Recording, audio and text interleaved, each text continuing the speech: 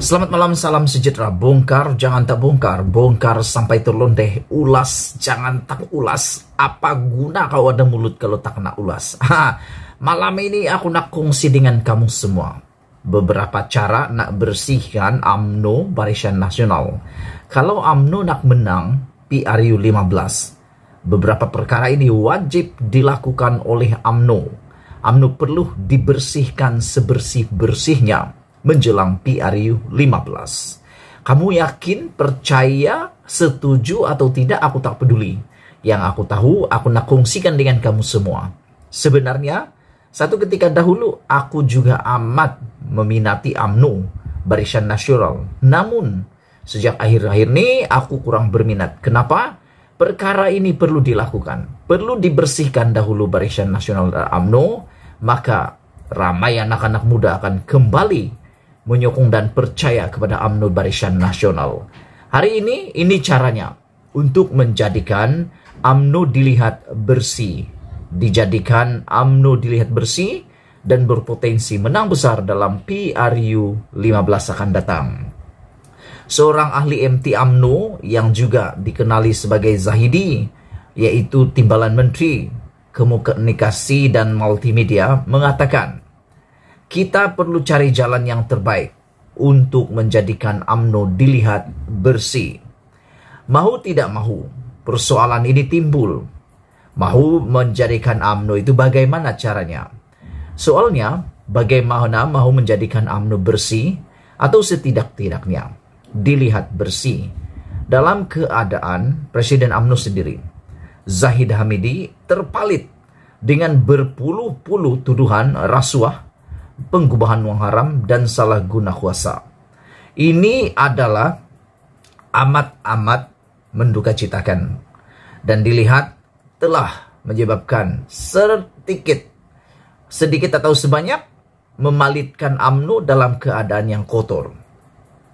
Meski belum disabitkan sebarang kesalahan, Zahid Hamidi, yaitu Presiden UMNO sendiri, berdasarkan keterangan beberapa saksi antaranya, menunjukkan ada hantaran uang dilakukan kepada Presiden UMNO itu.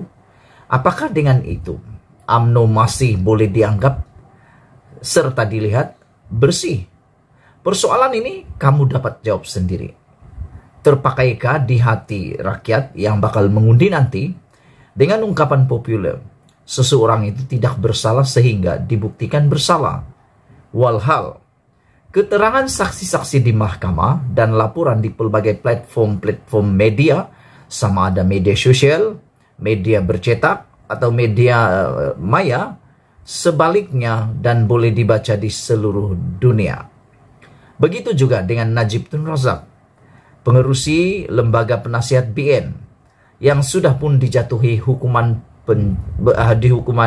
bersalah dalam kes SRC Internasional, dan dua rayuan Najib, satu daripadanya di Mahkamah Rayuan, telah pun mengekalkan hukuman penjara 12 tahun dan denda 210 juta. Dan kini menunggu rayuan pula di Mahkamah Persekutuan, di mana status dirinya kini adalah seorang pesalah, sehingga dibuktikan tidak bersalah di mahkamah tertinggi itu. Adakah UMNO akan kelihatan bersih dalam keadaan bekas Perdana Menteri itu tidak henti-henti menonjolkan dirinya di atas pentas parti? Najib nih pelik sedikit. Dia sudah didapati bersalah. Sekarang ini terpaksa membuktikan bahwa dirinya tidak bersalah di Mahkamah Persekutuan. Berbanding dengan Zahid Hamidi, belum didapati bersalah, hanya akan didapati bersalah sehingga dibuktikan bersalah. Tapi Najib, dia sudah terbukti bersalah, tapi dia perlu membuktikan dia tidak bersalah di Mahkamah Persekutuan. Bersihkah UMNO? Anda tepuk dada tanya selera dengan kehadiran dua orang sosok pribadi ini. Atas apa hujah sekalipun, hakikatnya keberadaan Zahid Hamidi dan Najib atas nama parti menjelang PRU 15 akan datang pasti meletakkan UMNO sentiasa dilihat tidak bersih di mata rakyat.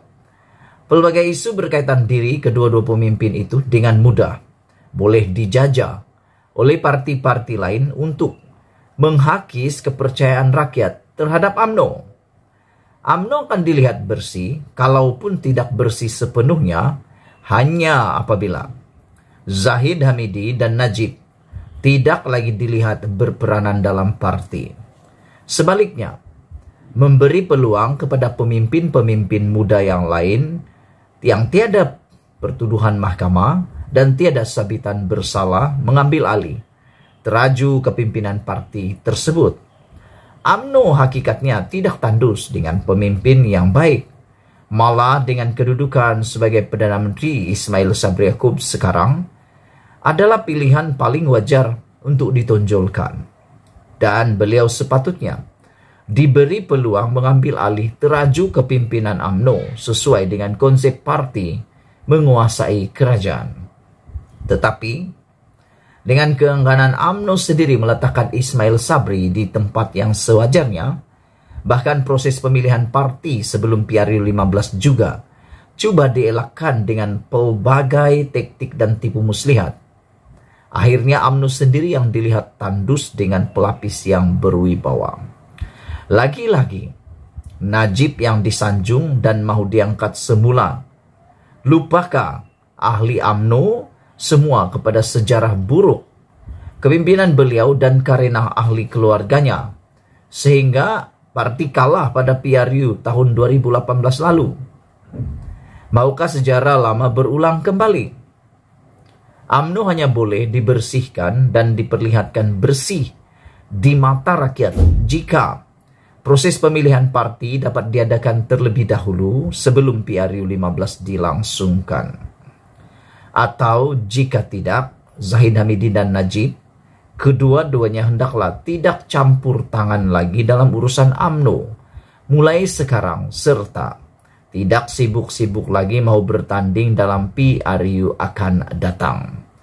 Sekarang ini, terutamanya setelah ada Perdana Menteri daripada lapisan kedua syaf kepimpinan UMNO sendiri, di samping beberapa tokoh muda yang lain dalam kabinet, ia adalah waktu paling sesuai untuk Zahid Hamidi dan Najib bersara terus daripada politik.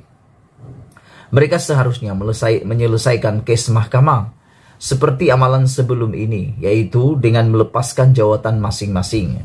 Seterusnya, menumpukan lebih banyak masa kepada keluarga-keluarga sedia ada.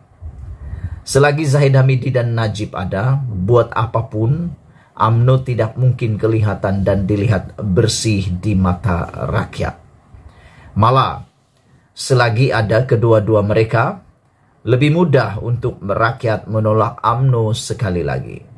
Kali ini, tumbang yang mungkin tidak mampu bangkit lagi. Ditulis oleh sahbudinhusin.com, saya setuju dengannya. Sekian dulu pendedahan luar biasa malam ini. Kita jumpa lagi. Malaysia kita punya, kita jaga sama-sama. Cintai Malaysiaku. Bye-bye.